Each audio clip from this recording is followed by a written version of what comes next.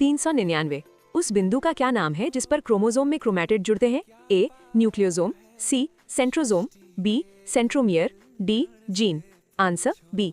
प्रत्येक गुणसूत्र में एक प्राथमिक संकीर्णन मिलता है जिसे गुणसूत्र बिंदु या सेंट्रोमियर कहते हैं। गुणसूत्रों में क्रोमैटिड इसी बिंदु पर जुड़ते हैं। इस पर बिंब आकार की संरचना मिलती है जिसे काइनेटोकोर कहते हैं। गुणसूत्र बिंदु के आधार पर गुणसूत्रों को 4 प्रकारों में विभाजित किया गया है। मध्य केंद्रीय गुणसूत्र में गुणसूत्र बिंदु गुणसूत्र के बीचों बीच स्थित होती है जिसमें गुणसूत्र की दोनों भुजाएं बराबर लंबाई की होते हैं। उपमध्य केंद्रीय गुणसूत्र में गुणसूत्र बिंदु गुणसूत्र के मध्य से हटकर होता है जिसके परिणाम स्वरूप एक भुजा छोटी तथा एक भुजा बड़ी होती है। अग्रबिंदु गुणसूत्र में गुणसूत्र बिंदु गुणसूत्र के बिल्कुल किनारे पर मिलता है जिससे एक भुजा अत्यंत छोटी तथा एक भुजा बहुत बड़ी होती है। अंत केंद्रीय गुणसूत्र में गुणसूत्र बिंदु गुणसूत्र के शीर्ष पर होता है। 400।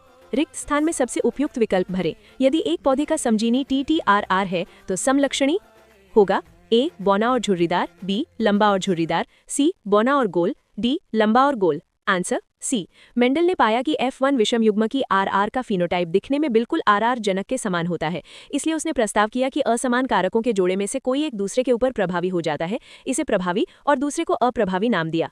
द्विसंकर क्रॉसों, दो विशेषकों में भिन्न पौधे के क्रॉस के प्रेक्षणों पर आधारित मेंडल ने एक दूसरा सामान्य नियम प्रस्तावित किया जिसे मेंडल का स्वतंत्र अवव्यूहन का नियम कहा जाता है।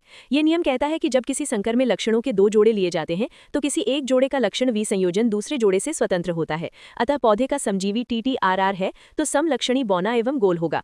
401। मटर के पौधे में पाया जाने वाला गुण निम्नलिखित में से कौन सा नहीं है? ए झुर्रीदार बीज, बी हरी फली, सी गोल फली, डी गोल बीज। आंसर सी गोल फली। मंडल ने मटर के पौधे के उन लक्षणों पर विचार किया जो सर्वथा विपरीतार्थ थे।